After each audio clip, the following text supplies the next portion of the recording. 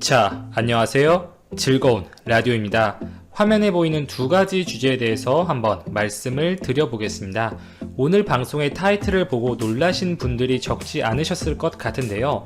삼성전자가 내년 초에 출시될 차기 갤럭시 S 스마트폰 갤럭시 S21이 되겠죠. 해당 제품에 중국 디스플레이 업체 BOE의 패널을 일부 사용할 것으로 보도가 되었습니다. 21일 업계에 따르면 삼성전자는 차기 모델 중 일부 모델에 대한 견적 의뢰서를 중국의 업체 BOE에 발송한 것으로 전해지는데요. 대체로 차기 신형 모델 출시 6개월에서 9개월 전에 견적 의뢰서를 납품 업체에 보낸다는 점에서 이번 의뢰서를 보낸 타이밍이 갤럭시 S의 차기작 출시 시점과 연관이 있다고 볼 수 있겠죠. 통상적으로 갤럭시 S 모델의 경우에는 상반기 2월에서 4월 사이에 공개가 되고 출시가 되기 때문에 시기상으로 어느 정도 맞다고 볼 수 있겠습니다. 이미 시장 조사 업체 디스플레이 서플라이 체인 컨설턴트 DSCC 역시 이 자체적인 보고서를 통해서 삼성이 2021년 출시할 스마트폰 모델에 BOE의 OLED 패널 수급 가능성이 있다고 예상을 했는데요. 그것이 현실화되는 것 아닌가 싶습니다. 자, 이번 삼성의 결정에 대해서 보면 우선 BOE의 패널을 일부라도 채택한 것에 대한 여론은 크게 호의적이지 못할 것 같습니다. 아무래도 OLED에서 BOE보다 명백히 기술력이 높은 업체 삼성 디스플레이와 LG 디스플레이가 있는데 이렇게 자국 기업들의 제품이 아닌 중국 BOE의 패널을 사용하는 것이 납득하기 어렵다. 삼성 디스플레이의 패널이 단가가 맞지 않았다면 LG 쪽으로 물건을 알아보지 왜 하필 중국의 업체 BOE냐. 삼성의 갤럭시 S 시리즈면 어쨌든 전 세계에서 통하는 프리미엄 모델인데 해당 프리미엄 제품에 중국 BOE의 패널이 공급되는 것 자체가 프리미엄의 가치를 훼손시키는 것 아니냐, 이렇게 다양한 의견들이 나오고 있습니다. 자, 삼성의 입장에서 생각을 해보면 이렇게 호의적이지 못한 여론 충분히 인지했겠죠. 이번 결정은 지극히 패널 가격과 비용 단가에 대한 부담이라고 해석할 수밖에 없습니다. 화웨이가 차기 폴더블 폰에는 이 삼성 디스플레이의 플렉서블 OLED를 도입할 것으로 계획했지만 여전히 자사의 많은 스마트폰 모델들에 BOE에서 납품을 받아서 사용하고 있고, 애플 역시 차기작 아이폰 12 시리즈에서 일부 물량을 BOE에 맡길 가능성이 점쳐지고 있습니다. 대표적인 경쟁 업체들 애플과 화웨이가 이렇게 BOE의 제품을 도입하고 있는 만큼 삼성이 여기에 크게 거부감이 없을 가능성이 높고, 이미 갤럭시 워치 액티브 모델에 BOE의 OLED 패널을 받은 바 있었죠. 그리고 BOE가 이미 퀄컴과 초음파 지문 인식 디스플레이 관련 계약을 맺은 상태이기 때문에 이 플래그십 탑재에 큰 문제가 없어진 상태입니다. 그리고 가장 중요한 대목은 물론 이 멀티소싱, 공급처 다변화를 통한 원가 절감이었겠죠. 전반적으로 이번 바이러스의 전 세계적인 확산으로 실물 경기가 어렵고 이에 따라서 스마트폰 시장은 큰 폭으로 위축된 상태였습니다. 삼성이 야심차게 정가를 올려가면서 출시했던 갤럭시 S20 역시 판매량이 예상치보다 훨씬 밑도는 수준이죠. S20 모델은 전반적으로 카메라가 기대치에 비해 조금 아쉽다라는 점을 제외하고는 실사용자들에게 만족도가 굉장히 높은 폰으로 평가받고 있는데 실제 판매량은 아시다시피 굉장히 저조한 상태입니다. 이 상황에서 애플 아이폰의 차기 모델 아이폰 12는 기존 제품들보다 더 저렴하게 출시할 계획으로 많은 전문가들이 이미 예상을 하고 있어요. OLED가 장착되었던 아이폰 11 프로 라인의 가격이 $999였는데요.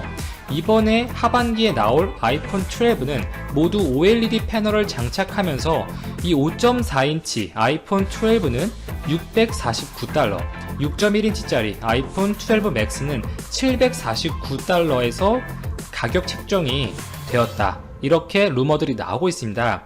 이 전반적으로 가격을 낮춘 제품들을 많이 선보일 계획으로 보이고 있고, 삼성 역시 이러한 경쟁사인 애플의 전반적인 가격 책정 정책이 바뀌었고 그 가격이 낮아지면서 이 자사 제품들도 판매가 인하, 즉 원가 절감의 필요성을 강하게 느낀 것으로 볼 수 있겠습니다. 이에 따라서 삼성전자에 패널을 공급하고 있었던 삼성 디스플레이 입장도 좀 복잡해졌죠. 사실상 삼성전자의 제품이라면 거의 전량 수주해오고 있었는데 이번에 삼성이 공급처 다변화를 선언하면서 중국 등의 다른 고객사의 매출을 늘려서 삼성전자의 빈자리를 채워야 되는 상황이 되었습니다. 실제로 삼성 디스플레이는 이 삼성전자 측으로부터 나오는 매출이 지속적으로 감소하는 추세예요. 2018년 삼성전자 측에서 매출이 10조 원 이상 나왔었습니다. 그러나 2019년에 7조 3천억 정도로 30%가량 감소했었고, 이 삼성전자 측에서 나오는 매출이 애플 측에서 나오는 매출과 거의 차이가 나지 않는 수준으로 격차가 좁아진 바 있었습니다. 이 삼성 디스플레이 애플 쪽 매출은 애플이 아이폰 신형 모델의 OLED 패널을 채택하기 시작하면서 공급이 확대되었고, 이에 비례해서 늘어나는 추세입니다. 올해는 더 늘어나겠죠. 결국 애플과 삼성전자에서 나오는 매출이 이미 비슷한 수준이 되었고, 그것이 역전될 가능성도 있다는 것이죠. 삼성전자 측에서 나온 매출의 감소는 사실 이 QLED TV에 적용되는 LCD 패널의 가격이 결정적인 영향을 미쳤어요. 아시다시피 이 LCD 시장에서 후발주자였던 중국 BOE가 막대한 보조금을 뒷받침으로 하면서 LCD 시장에서 치킨 게임에 들어갔었고, 이 LCD 패널의 가격은 큰 폭으로 떨어졌었죠. 실제로 삼성 디스플레이는 LCD 사업 정리 수순 밟고 있고, LG 디스플레이 역시 이에 따라 상황이 매우 어렵습니다. 즉 대형 디스플레이 시장에서 매출 감소가 불가피한 상태이기 때문에 중소형 디스플레이의 매출이 매우 중요한 상황이 되어버린 것이죠. 이렇게 중소형 디스플레이, 즉 메인이 되는 이 스마트폰에 들어가는 OLED 패널이 매출의 중요한 요소가 되어버린 상황에서 삼성전자의 이러한 공급처 다변화 움직임은 분명 삼성 디스플레이에게 어느 정도 부담이 될 수밖에 없겠습니다. 또한 삼성전자의 OLED 패널 독점 공급사, 그 지위를 잃어버리게 되면 이것도 어느 정도 타격이 될 수가 있겠죠. 그나마 다행인 것은 이 차기 아이폰 12 시리즈에서 4개 모델 중 3가지 모델의 삼성 디스플레이가 OLED 패널을 거의 독점적으로 공급할 것이라는 예상이 나왔다는 점입니다. 애플이 올해 3분기 아이폰 12, 12 맥스, 12 프로, 12 프로 맥스 이렇게 4개의 새로운 모델을 발표할 것으로 예정이 되어 있는데요. 이 앞에서 말씀드렸던 DSCC에 따르면 최상위 모델 아이폰 12 프로 맥스, 아이폰 12 프로, 아이폰 12 이렇게 3개 모델의 디스플레이는 삼성이 독점 공급할 것으로 예상했습니다. DSCC는 가장 작은 모델인 5.4인치 아이폰 12와 6.7인치짜리 프로 맥스 모델에는 이 승리로서 가장 유력하게 부상했다. 7년 8개월간 아베 정권의 이등의 역할을 수행한 스가 관방장관의 향후 정책관 등에 관심이 집중된다. 사케이 신문 등에 따르면 스가 관방장관은 2일 오전 기자회견에서 오늘 나 자신도 총재 선거를 위해 회견을 열겠다. 이날 저녁 기자회견을 열고 공식 출마할 것으로 보인다. 제대로 말씀드리겠다고 밝혔다. 스가 관방장관은 당내 하벌들의 지지를 받으며 총리 당선이 유력하다. 집권 자민당 내 7개 하벌 가운데 5개 하벌이 스가 관방장관을 총재 선거에서 지지하겠다고 표명했다. 의원 내각제를 채택한 일본에서는 집권당의 총재가 총리가 된다. 아베 총리가 남기고 간 한일 관계 과제는 산더미다. 국회의원표 약 70%를 차지한다. 반도체 소재 세계를 둘러싼 일본의 수출 규제 강화 문제, 강제징용 관련 한국 대법원의 일본 기업 배상 문제 등이 있다. 특히 강제징용 문제 관련 이달 초 한국 법원의 일본 기업 주식에 대한 압류 명령이 효력이 발생했다. 일본 기업 자산 압류가 조만간 현실화될 가능성이 있다. 스가 관방장관은 연일 정례 기자회견 가지며 일본 정부의 입장을 대변해왔다. 지난달 4일에는 구 한반도 출신 노동자 문제와 관련 한국 대법원 판결과 관련 사법 절차는 명확히 국제법 위반이라며 현금화에 도달하게 된다면 심각한 상황을 부르기 때문에 피해야 한다고 말했다. 특히 정부로서는 향후 구체적 대응을 밝히는 것은 삼가겠으나 관계 기업과 긴밀히 연락을 취하며 일본 기업의 정당한 경제활동 보호 관점에서 모든 선택지를 시야에 넣고 계속 의연히 대응하겠다고 밝혔다. 물론 그가 정부 대변인으로서 아베 정권의 입장을 설명했다고는 하나 기본적인 방침은 변하지 않을 것으로 보인다. 한국 정부 안팎에서는 스가 정권이 출범하더라도 한일 관계의 급격한 변화는 없을 것이라는 전망이 나온다.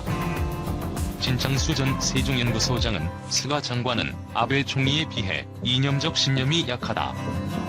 그런 측면에서 그가 총리가 되면 한일 관계 분위기 전환이 가능하고 적어도 현상 유지가 계속될 것이라면서도 1년 임기의 과도적 내각이 될 가능성이 높아 한일 관계 개선에 중점을 두지는 않을 것이라고 내다봤다. 한 외교 소식통도 근본적으로는 아베 내각을 잇는 연장 정권이기에 한일 관계에 큰 변화를 가져오지는 않을 것이라고 말했다. 정부가 11월 말로 추진 중인 한국 개최 한중일 정상회의 계기 등 올해 안에 한일 정상회담이 성사될 가능성은 비교적 높아졌다는 관측도 나온다. 2일 니혼 게이제이 신문에 따르면 스가 관방장관은 아베 정권의 경제정책 개선, 강화를 주장하고 있다. 그는 지난 1일 기자회견에서 아베노믹스의 실적을 강조했다.